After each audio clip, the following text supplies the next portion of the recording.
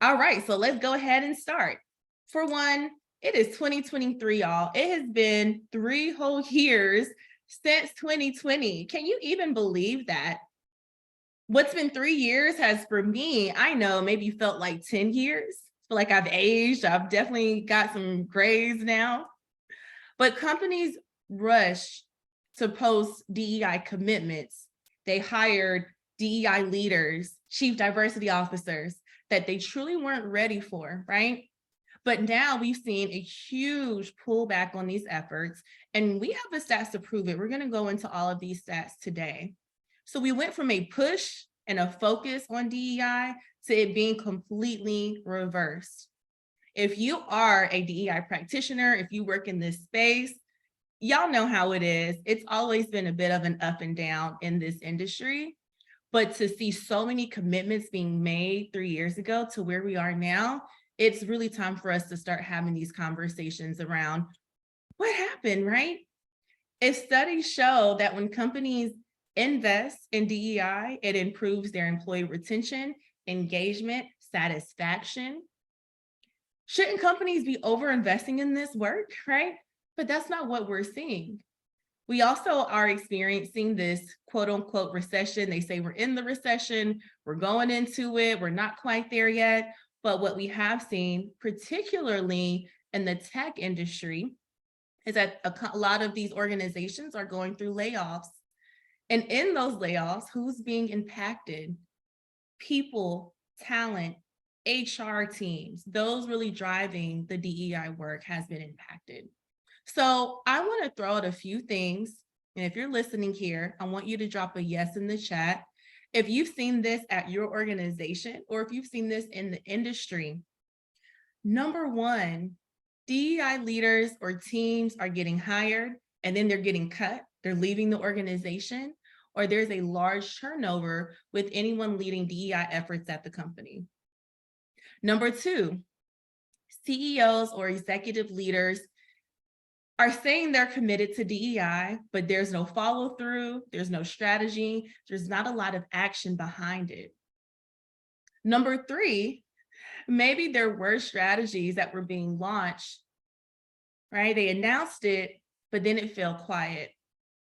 There's no progress being shared, there's no updates, there's no communications about what's being worked on. And then number four, lastly, is that DEI has fallen to be led by employee resource groups, which we know are mostly volunteer-led. Now, some organizations are getting this right, where they are paying their ERG leaders, but for many ERG leaders, it's not a part of their full-time job. So it's being done on the side. Does any of that resonate with you all? Have you seen that? Drop a yes in the chat if so.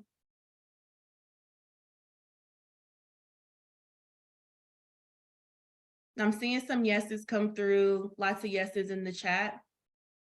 Yep.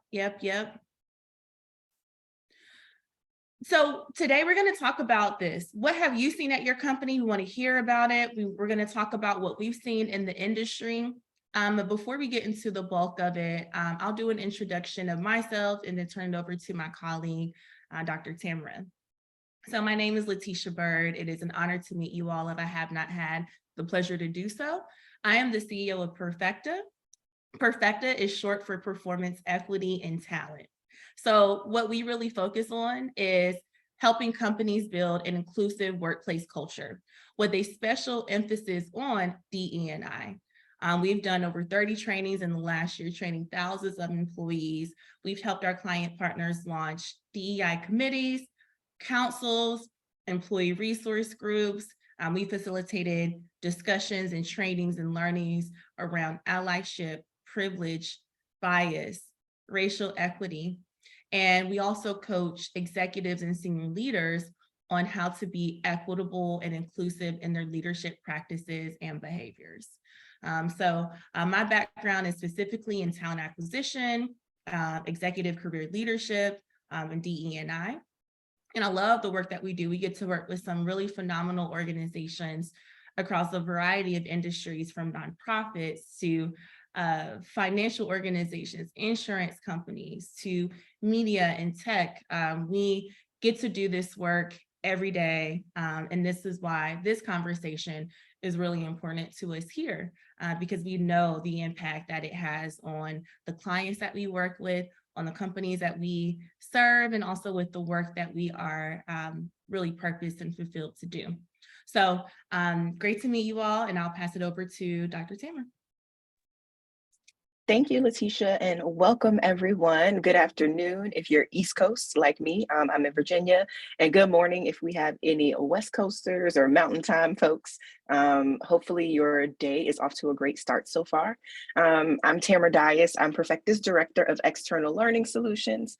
And personally, my mission is to empower organizations by helping them cultivate a culture where continuous growth and innovation is a part of everything that they do.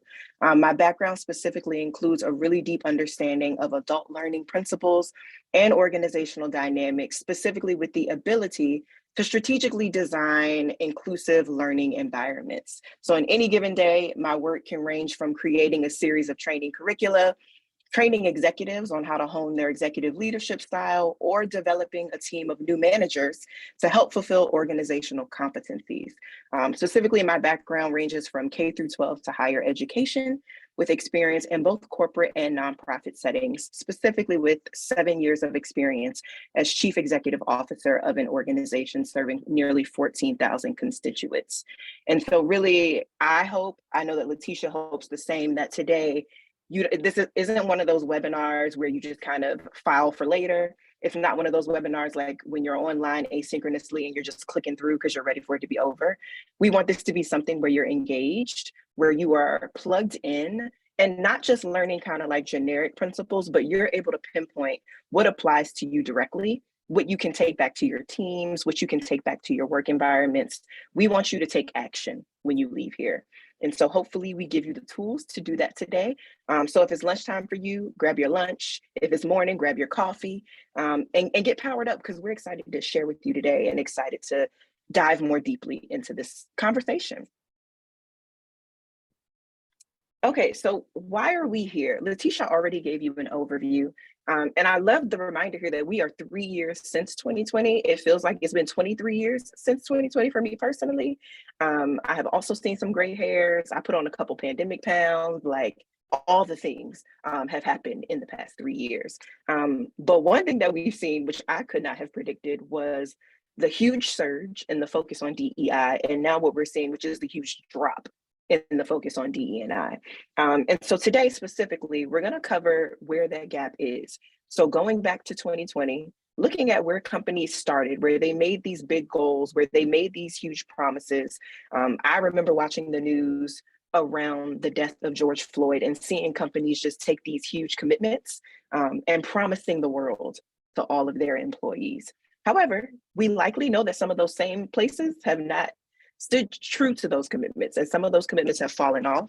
Some of those DEI departments have been eliminated altogether. And so today, we'll give a little context by going over where that gap is. And then if you are in a space where you're like, okay, Tamara, that sounds great, but what does that mean for me? Like, thank you for giving the gap, but what does that have to do with me? If you're in a role right now, and maybe you are in a DEI role, DEI department, HR, and you're trying to overcome limitations due to those resources that are no longer there. So maybe you've lost money, maybe positions have been eliminated, but you're still trying to do the work. We're going to cover how you can overcome some of those resource limitations. And then we'll unpack how you can realign roles and responsibilities. So we know that a lot of companies are restructuring. They're going through changes, they're hiring sometimes, and then they're redeveloping positions that already exist. And so what does that look like to continue to have a cohesive team and still reach your DEI goals, knowing that everything is changing around you?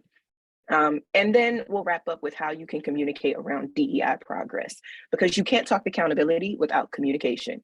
I'm sure that you can probably identify situations where you have felt like either a colleague wasn't held accountable, a supervisor, a leader, you felt like there was a lack of accountability. You can almost always pinpoint that back to unclear or just non-existent communication.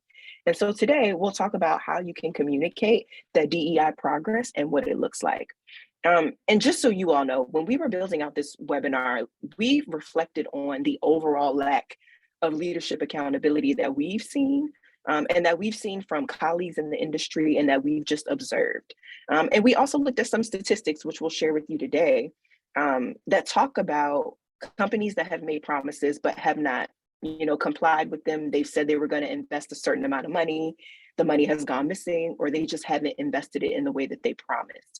And so our goal today is to be able to unpack those challenges, but to also hopefully push you towards solutions so you know what can be done and where the opportunities are.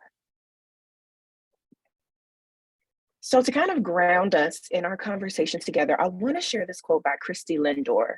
And Christy says, but then you have a lot of organizations that all of a sudden started to do things or started to be very declarative publicly about their commitments. And we've seen a lot of organizations, especially ones that started to do this in 2020, many of them started to backpedal. And so for me, when I think about that, there's a few things in this quote that stand out for me. The first is started to be very declarative publicly. So I'm sure you can also identify organizations that maybe you had never heard mention diversity, equity, or inclusion prior to 2020 that maybe came out and said, we believe in this, or we champion this, or starting tomorrow, everybody who works for us is going to undergo DEI training. And it almost felt like it was done overnight. Like one day they never said anything, and then the next day they wanted to be DEI experts. Or maybe they hired a chief diversity officer and made a huge, public release about it and said, here's our press release. We want to acknowledge that we have a whole new chief diversity officer with a whole department. So we saw these really big, displays of commitment. But what we've also seen this year is a lot of them starting to backpedal. And so what that means is not just jobs being lost. It's not just opportunities being taken away from employees. It's not even the impact in culture, but we're also just seeing DEI not happening in actionable ways. And so for each of you, if you've been in that position and you're still doing the DEI work, I want to take a moment and commend you for staying in your role, still pushing through. If you're like, Tamara, I was head of DEI last year, and this week, I don't know what the job title is, they've changed it, and you've navigated changes, kudos to you, because it's not easy to still be in the work, doing the work in what is a really difficult climate and a really difficult time. Okay, so we have some stats to share with you, and you all have some in-class homework, some classwork assignments. Looking at these stats as I share them, if any of them resonate with you, give me a yes, give me a thumbs up. Let me know as I share them if any of these either resonate with your experience or potentially the experience within your organization or your company. So we took these stats from Business Solver, and Business Solver shared that among Black employees in particular, just 38% are currently aware of a workplace DEI program, a 21 percentage point drop from 2021. So this means that of entire organizations and companies surveyed, about 100%, only 38% of Black employees say we know that something is happening around diversity, equity, and inclusion. And this is a huge difference from this number that was 59% in 2021. So we're not even talking 3 years, we're talking just 2 years ago, where this number was almost 60% and now it's under 40. The second, 32% of BIPOC professionals, which includes Black, Indigenous, people of color, say that they have felt unable to speak out against workplace discrimination. Does that resonate with you? Have you ever been in a situation where you've noticed any type of workplace discrimination? Doesn't have to be racism, it can be sexism, it can be ableism, it can be ageism, any type of discrimination, but you didn't feel like you could speak up about it. You didn't feel like it was safe enough for you to say anything about it. And then the third, while America's 50 biggest public companies and their foundations collectively committed almost $50 billion to address racial inequality, only 70 million or 0.14% actually went to organizations focused specifically on doing so. So do any of these resonate with you, whether it's your own experience or experience within what you've seen? Have you been in a situation where you have wanted to speak up about discrimination, but you haven't? Have you noticed maybe a budget drop off from what was promised versus what you actually got or what you actually saw? And are you in a position where you can say, I'm not quite sure what we're doing around DE&I? I think we might have a program, but I'm not sure. Or we had a program, but I don't know what happened. Do any of these resonate with you? Let me know in the chat. Give me a thumbs up, give me a yes. Let me know you're here. Let me know you're connected and that, if any of this stands out to you. Okay, Rochelle says definitely fact number 2, speaking out against workplace discrimination. Okay. Yeah, and I think the biggest thing in highlighting these is not just the overarching theme here of, okay, people made promises that they didn't keep, but it's also people made promises around DE&I, but we don't actually see long-term impact. So you made these really public commitments, but at the end of the day, the people who you're supposed to directly impact, your BIPOC employees, they don't feel safe. They still don't feel like the work culture has changed, and they can't say that they've actually seen proof of anything that was invested. And so as we continue and transition into some of these gaps, really wanted to be able to give you just some context of where we are and what we're up against. And also just to kind of set the stage for beginning to address some of these challenges that exist.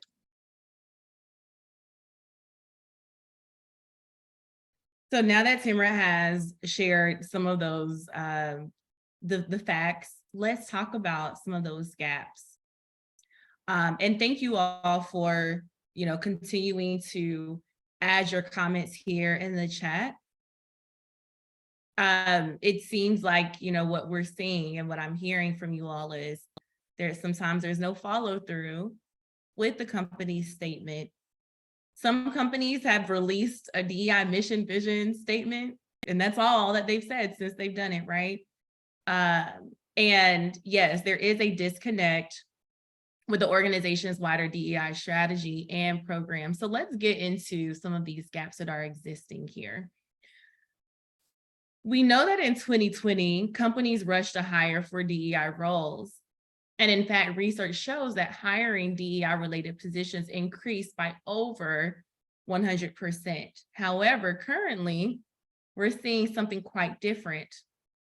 DEI roles at companies are being eliminated, full teams are being cut, budgets are being cut, and then programming is also being sliced. And as Timra just mentioned, with the impact that this has to historically excluded, marginalized groups, it causes all of the work done towards DEI goals to be wasted. Sometimes companies can overcommit, and what I've seen as being a DEI practitioner is that they overcommit, they overextend themselves, employees get burnt out, the folks doing the work get burnt out, there's not enough resources going into it, and then they just cut everything and put a pause on everything to reshift and refocus, and that refocus just tends to stay at a very lingering pace, right? So let's talk about these gaps. We're seeing that tech companies have been cutting their staff.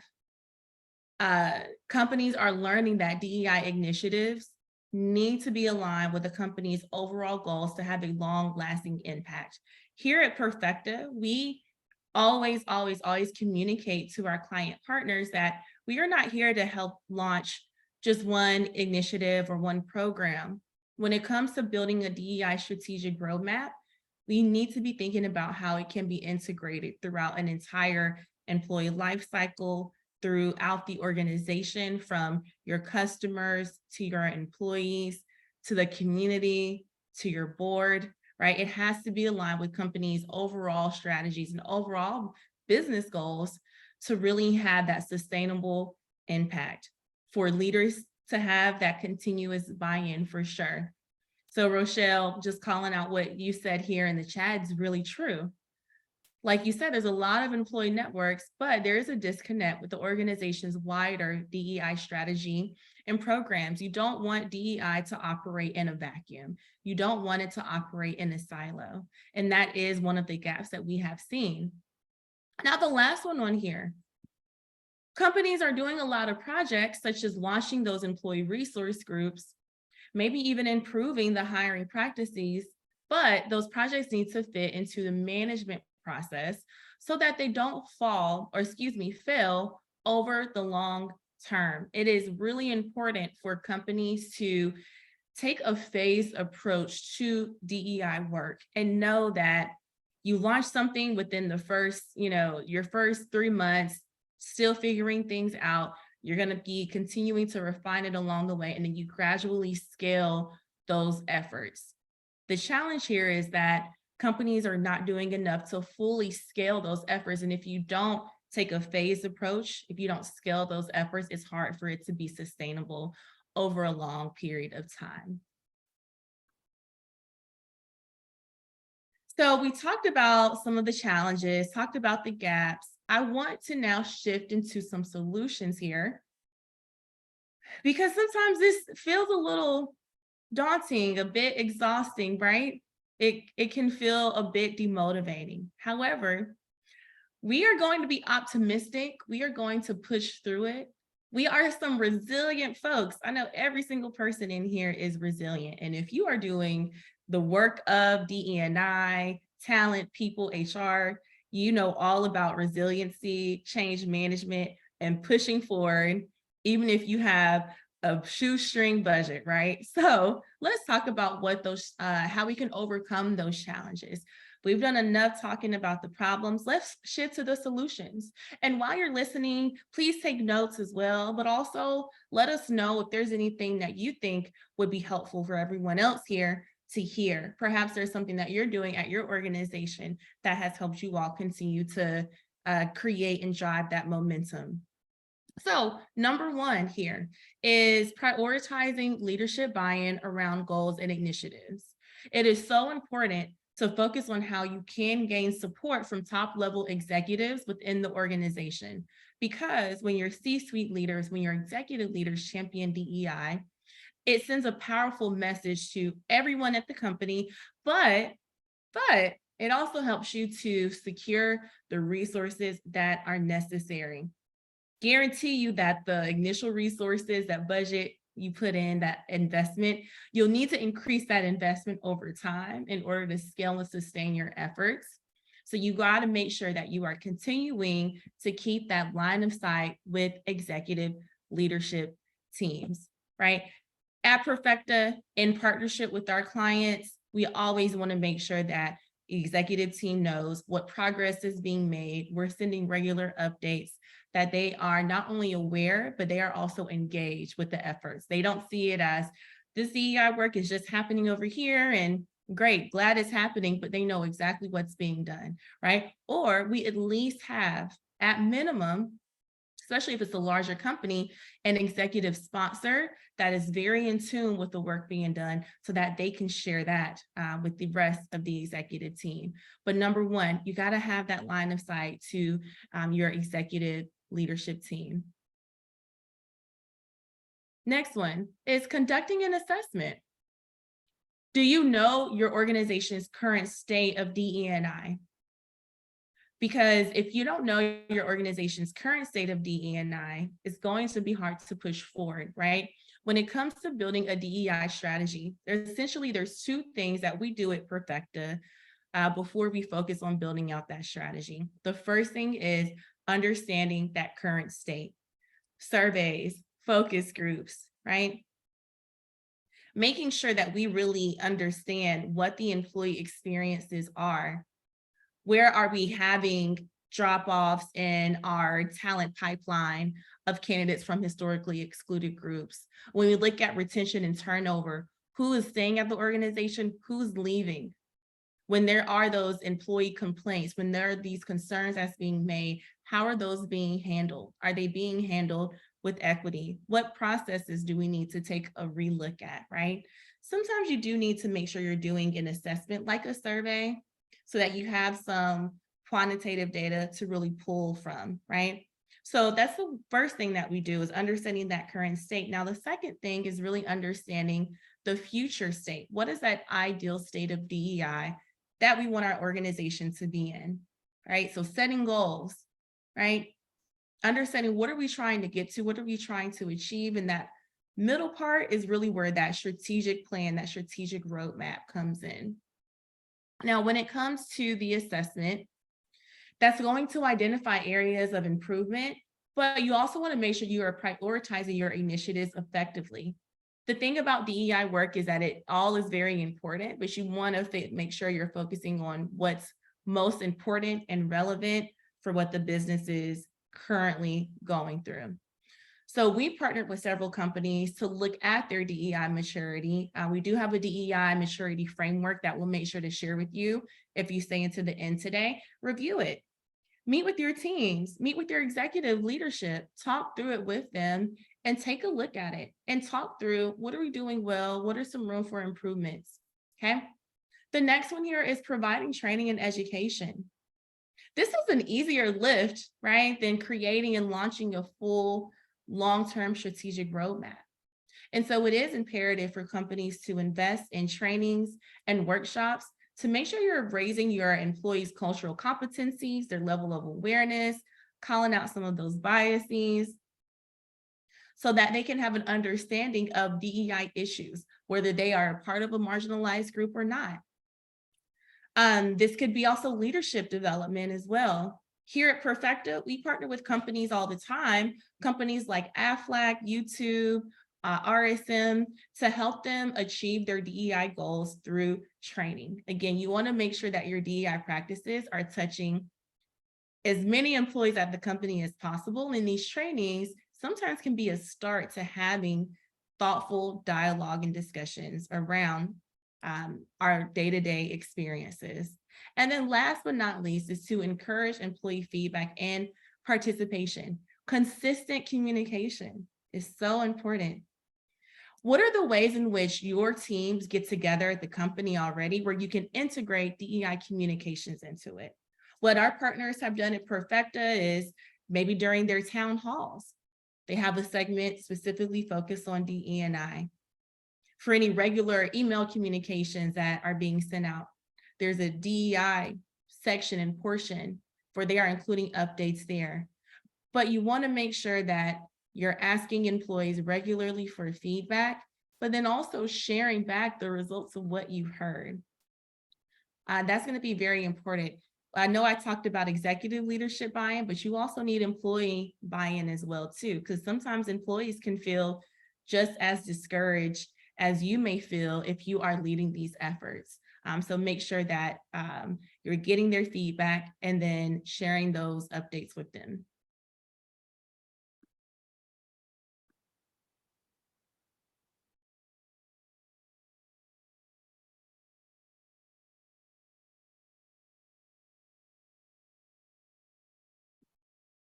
Thank you, Letitia, for sharing all of those solutions for being able to overcome some of those challenges. And I hope that in brainstorming about those, that you all were able to maybe pick one or two that you might want to try, or that you might want to recommend, or that you might say, you know, it could just be a good opportunity for something I can take back to my team and maybe try out or explore.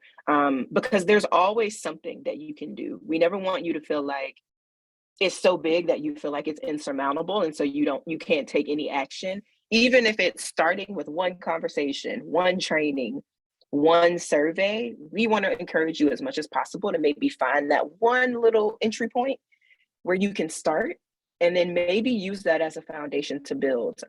Letitia highlighted already some of the work that we do with our client partners, but a lot of our client partners come to us even when they have budget and resources and still say, we kind of need some support in getting this started, or we need some support in getting it going, or we are struggling with getting that buy-in. We are struggling with being able to get that assessment and get that feedback. So also know that if these are your challenges, and that if you felt like, man, these solutions sound like something we need, then you're not alone, because we have these conversations all the time, and they are very common. And so hopefully those helped. And then of course, please, we'll say it again and again, but you now are part of the Perfeqta family because you attended this webinar. So we want you to know that we're here to continue to be resources as you work through challenges. Now we're going to talk about what it means to realign roles and responsibilities. And so specifically, I'm sure that you all have seen, just like I have, across LinkedIn, across the news, companies are doing massive layoffs, where they're not just eliminating one or two roles, but they're eliminating entire departments, divisions, even your bigger companies. You know, when you start seeing the Metas and the Amazons and the Googles getting rid of folks, it does make you think about, well, what does this actually mean in practice? What does it mean when you get rid of employees? And more so, like, how do you still do the work? What does that look like to continue to do the work? Because if you've ever been in an organization that has gone through restructuring or gone through any type of layoff, then you know that the work doesn't stop when people leave. In fact, the work might increase once people leave because there's less people with the same amount of work. And so today I wanted to give you some tips and recommendations on what realigning and restructuring can look like when it's done appropriately and to be done in an equitable way. So the first thing that we suggest is clearly defining new priorities and goals after restructuring. Communication is something we've said already. We'll talk about it again, but a lot of times when restructuring happens, reorganization, or even maybe the company or your organization didn't even restructure, maybe there's just a budget decrease.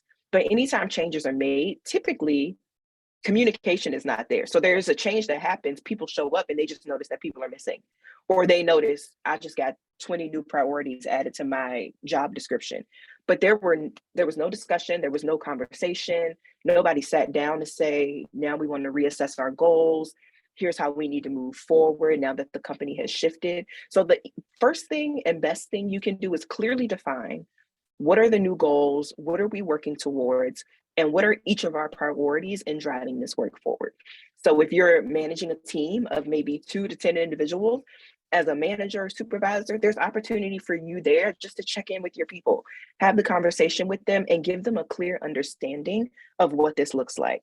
And this gives you really an opportunity to further deepen that relationship because they're able to maintain that trust because you are communicating and you are making it clear where the priorities are. The second is that you want to make sure you're reviewing and updating job descriptions.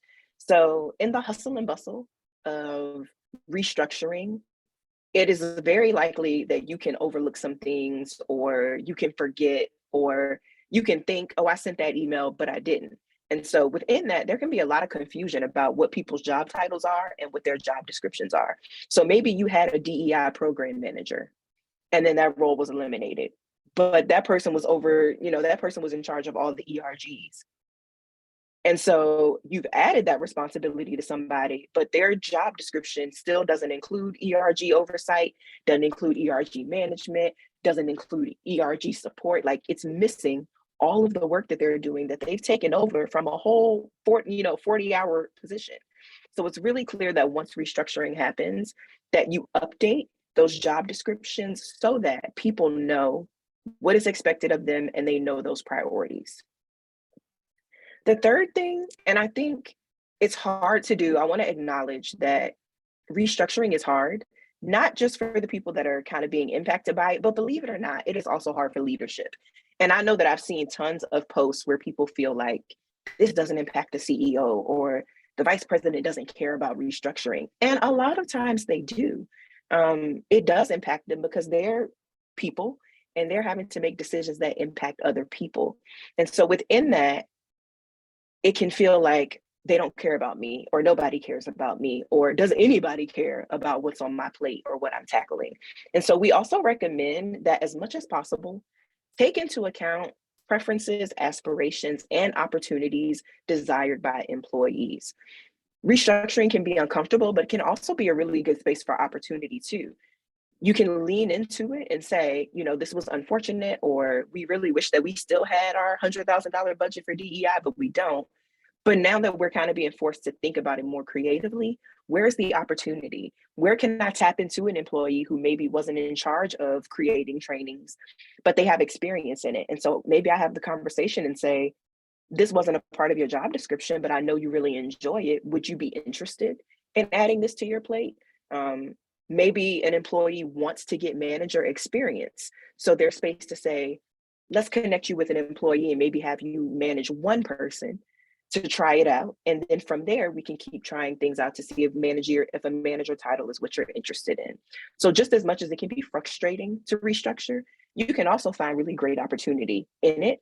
And you never know the good ideas, the programs that can come from restructuring. I think back just to the pandemic, and I know like the first couple months of the pandemic, everybody was upset, frustrated. Why are we on Zoom? Why are we having conference calls? But now look at how many people do things by Zoom as a result of the pandemic. So we could have easily said like, oh, this just really sucks. We hate virtual conversations. We're going to be angry and grumpy. But now, 3 years later, so many companies do everything by Zoom. They reach more people, they increase their impact, they save money because they don't need to be in an office. So that's just one example of how restructuring and kind of reallocating your resources can give you a new opportunity. And then the last thing, don't forget to celebrate, y'all. I know it's hard, and I know it can feel like we got a lot going on, or we're really sad, or we're really frustrated, but please celebrate people. And I get it. If you don't have the budget for a bonus or for a big gift, verbal recognition goes a long way. Acknowledging people at company-wide meetings, acknowledging people at team meetings, thanking them, offering to, give them a quick LinkedIn reference and say like, hey, I want to highlight on your LinkedIn the work that you're doing for us because you really supported us through this restructuring. All of that is an opportunity really to highlight and celebrate people. And there's so many ways that you can be doing that, even if you don't have a budget for it. It takes 2 to 3 minutes to send somebody a quick note about how much you value them and how they're showing up. And then you'll see that I put this reminder at the bottom. A lot of times in restructuring, companies go into quick recovery mode. Like, let's just focus in on how we need to bounce back, how we need to move forward, let's strategize. But they sacrifice work culture in the process, and they lose the importance of that relationship and the way that they've showed up for people and valued them before. So really encourage you to think about how you're celebrating people, how you're showing up for them, how you're creating space to have those conversations about what they're passionate about, in spite of priorities changing, in spite of restructuring, because all of that is really going to help you continue to drive the DEI work forward. So when it comes to accountability, one of the best things you can do and one of the best things you can ask for is consistent communication. I think back to my time as a CEO, and I remember there was a specific stakeholder that comes to mind. And most people in the entire area where I worked know her. She's very prominent. She's very important. She's very wealthy. And we were having our quarterly check-in, and I had my little, spiel typed up about all the great things that I couldn't wait to tell her. And I was like, here's all the progress we're making. I'm so excited. I just want to tell you about how wonderful the organization is. And she let me talk for about 3 minutes before she interrupted me. And she said, okay, that sounds really nice. Where are your challenges? What are you struggling with? And she's like, because I get it. You want to go over the list of all the perfect things that are going well, but I know the climate, I know what you're working in. I know that y'all need money. So I would rather you be open and transparent and say, here's what we're facing. How can you lean in and support us? Instead of really trying to paint this picture that everything is going well and everybody loves their job and we're just a great organization. And so for me, when it comes to communicating progress, I think the more authentic, the more open, and the more honest you can be, the better off you'll be. A lot of times as a leader, it's easy to think that in communicating progress, if we said we were going to hit 100% and we only got 80, we should just ignore it. And let's not talk about it. Let's act like it didn't exist. When instead, you should be talking about the 80. You need to let people know what you're doing, why it's important, why it's valuable. And so want to highlight just 3 things you can do when communicating progress if you're a leader. And if you want to hold some leaders accountable, here's some things that you can ask for when it comes to being accountable and maintaining that communication. The first is to share stories and experiences directly from employees. So the purpose of most DEI programs is to enhance culture, increase retention, increase engagement, but very rarely do companies actually tell the story of the employee. So they'll tell you, here's this great initiative, but they don't show you the case study or the result of how an employee was impacted or changed by it. And so one thing that can be done is really to ask employees from their perspective, how they feel about the DEI initiative. How do they feel about employee resource groups? Because that'll give you 2 things. It'll either give you feedback on, yes, they love it, or no, they don't. Or it'll let you know if people actually are aware of what's going on. If you all remember that statistic from the beginning, where it said that Black employees, 38% of Black employees didn't even know what was happening around DEI at their organizations. So you might find that your company is putting $15,000 into DEI training and you didn't know it existed. And so, really important to ensure that the employee perspective is being highlighted and shared. The second, I already told y'all, people want to know about the challenges and setbacks. They want to know what the struggles are. And again, it can be really scary to say, we set the bar high and we didn't hit it, or we really had this big goal to retain 70% of people within this department and we only retained 50. But the more open and honest you are, the more it kind of brings people into the journey with you. They feel like they're a part of it. And so don't shy away from the challenges. Don't shy away from the setbacks. People want to know. And as somebody who has taken surveys where people will say like, oh, we want your feedback. We'd love to know, or tell us what the challenges and frustrations are. Above all else, the most frustrating thing was giving that feedback and then it going nowhere, or people talking about it, asking me about it, and then it disappearing and not following up until I asked, like, hey, I thought we were going to talk about challenges, or I thought you wanted to know what wasn't working well. Nobody followed up with me. And so as an employee, I was even less invested because it felt like y'all were just asking or bringing it up, but you actually didn't care about addressing the challenge or addressing the setback. And then the one thing you can also do is encourage ongoing dialogue. There is no gold star within the DEI journey. There's no endpoint. There's no checklist to say once you have these 10 things, you're perfect. You don't need to do any more work, which is why ongoing dialogue is so important. It's important not just for feedback, but it's also important just to keep people engaged in the work. If you're not talking about it, you don't know what's going on. And when you don't know what's going on, you're likely in a position where you're guessing, you're assuming, you're planning programs that you think are relevant and they're not. And you're wasting time and you're wasting energy. And so, how are you creating that environment where employees and stakeholders feel comfortable talking about what's happening? They feel comfortable being part of the conversation. Perfeqta has been fortunate in some of our client opportunities with our partners to create opportunities for dialogue, bring in some of those questions for reflection, have them do some homework, and then come into a dialogue setting environment and talk about the challenges, their concerns, and then actually chart a course forward. So creating that space to have the conversation, but then also make change. And if you remember nothing else, know that transparency and honesty are really important. And that's just like relationship building 101. The more transparent and the more honest you are with people, the better off you are in building a sustainable relationship.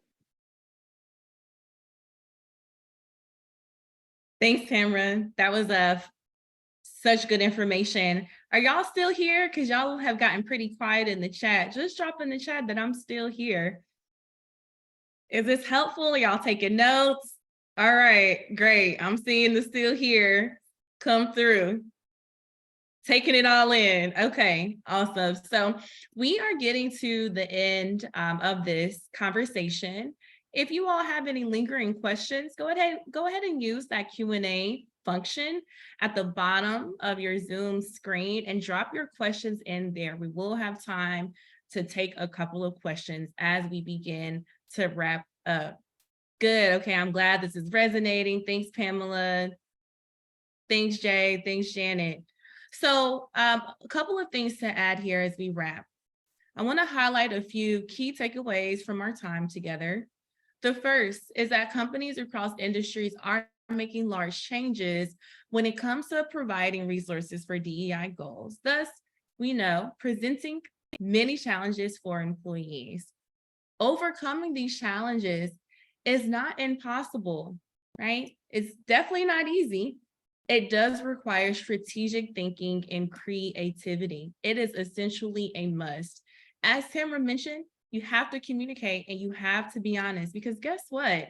Your employees are having the conversation. Your people are talking about it, whether you're talking about it or not. So if you're driving these efforts forward, if you have a line of sight, if you have the eyes and ears of your executive team, let them know. Our employees are still talking about DEI, whether we are or not. Do you want to get involved in the conversation? Do you want to help drive the actual conversation? So focus on open communication, creating space for feedback. If you have even says you pull back on your hiring efforts, right? Because of this impeding recession, DEI doesn't stop just because you are hiring and building a diverse candidate pipeline. Now that you have that diverse talent in the door, how do you retain them? How do you keep them engaged? How do you keep them satisfied? All of those things are important. This is why you really want to take time to look at how DEI impacts your full employee life cycle. Because for many of us and many of our client partners, the work may have actually just begun in the last several years, but it's not ending, and it's time to continue to move forward, working with what you have and what you got. Like the Mariah Carey meme, if y'all seen it, she said, I'm doing the best I can with what I got. And that's what we're doing when it comes to this DEI work. So continue to do your best. Please lean on us. What I'm going to do is drop here in the chat access to our DEI framework. I want to make sure that each and every one of you have that. This is something that we have used with our client partners to really launch those culture equity audits or assessments, to have conversations with leadership teams to help them even set goals and think about the vision of DEI at their company. We also use this to educate some of those folks who are being tasked to lead DEI efforts, but don't necessarily have the background and expertise and really need to learn as quickly as possible. It's going to give you a really solid foundation of areas to focus on, from governance to talent programs, to accountability, to the employee experience and culture. So check out our framework. And if you have any questions, don't hesitate to reach out to me, to Dr. Tamara. Our email is here. And if you are interested in learning a little bit more about our services, we are here to serve you, and we are taking clients for Q3. So before you leave, go ahead and make sure you hit download so you can download our framework. And please reach out to me on LinkedIn. I would love to hear what conversations you're having at your company, what questions you may have, how things are moving along. And it looks like we have 2 questions in the chat. So we're going to go ahead and end things off with some questions. We got 2 questions, and I think we can get through both of these here before our time is up. So the first question that we have is from Marquise Williams. Thank you, Marquise, for your question. My org leaders say all the right things and express their commitment, but when I come to them for support, I don't get it. How do you get them invested in the success of DEI instead of seeing DEI as this offshoot away from the work and focus of the org? Dr. Tamara, any thoughts before I jump in? Yeah, so we did a webinar, one of our webinars earlier this year on leadership buy-in, specifically on how do you get it? Like how do you actually get them to be invested in it and not see it as some random part of the work you're doing? One of the things that I think we do really well with our client partners that I'll give to you is making people aware that DEI is a direct tie into whatever the goals of the business are. So one training we've created and done is I think it's along the lines of like the sales impact of focusing on DE&I. And so whatever your organization is, whatever industry you're in, I encourage you to find out what metrics are actually important to leaders. So whether that is, if you're in HR, whether that's retention metrics or recruitment metrics, if you're in sales, if it's client reach, who you're impacting, how short of the time it takes to close a lead and get them to be a customer, figure out whatever metrics are important. And then there's always a DEI focus within each of those metrics. And so a lot of our client partners will start by highlighting whatever those metrics are. So maybe it is, we need to have a smoother recruitment process.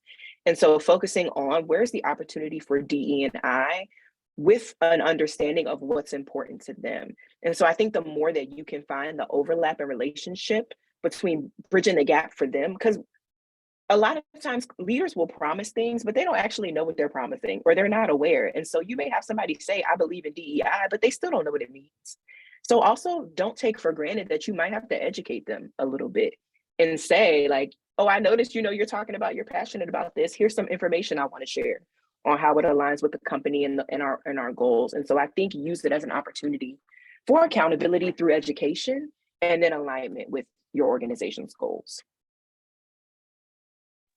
Absolutely. Thank you. And I agree. The only thing I want to add to what you said, Tamara, is to really understand what is important to them, right? What are they motivated by? What are they working on? There is a tie. There is a tie to DE&I in their role. It has to be. If they truly care about culture, retaining employees, whether they're laying off or not, because essentially if companies are going through layoffs, they're going to want to retain the employees that they still have. DEI should still be top of mind. So thank you for that question. We got time for one more question before we wrap. And this is from Melly.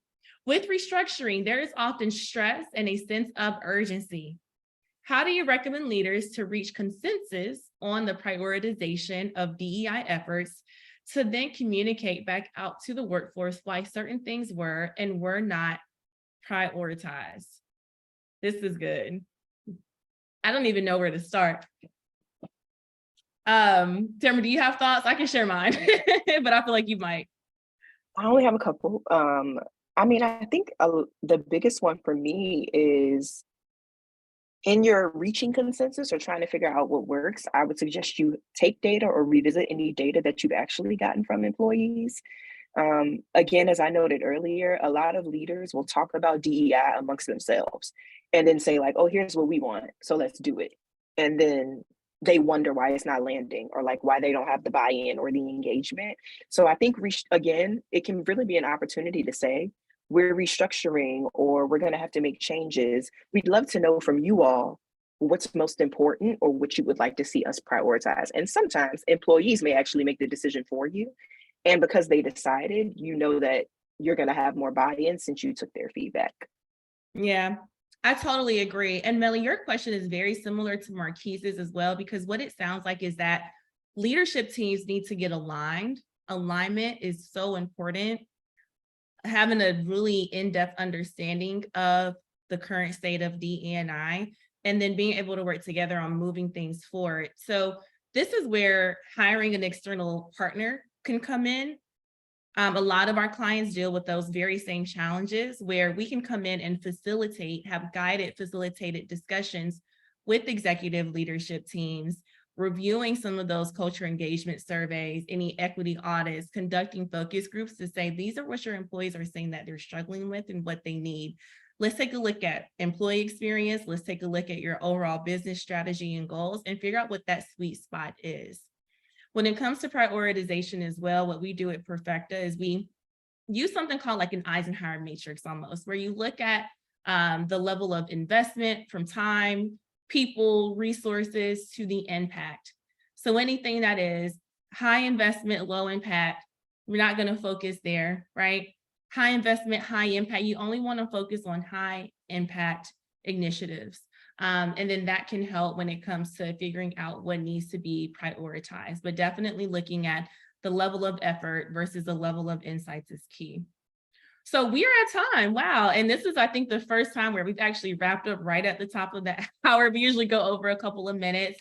Thank you all so much for being here. I dropped my LinkedIn handle in here. You all have our DEI framework. Again, don't hesitate to reach out to us. We are here to support, to serve. If you need trainers for trainees coming up, if you need executive coaching or consulting, if you need some external support to getting those executive leaders on board, please think about partnering with us here. Happy to take a call and learn more about some of the challenges and goals that you're having. With that being said, thank you all so much. Dr. Tamara, as always, thank you for all the wisdom and gems that you dropped today. Thank you. It was a great time and really appreciate you all for being here. All right. Have a great one. Thank you all. Bye.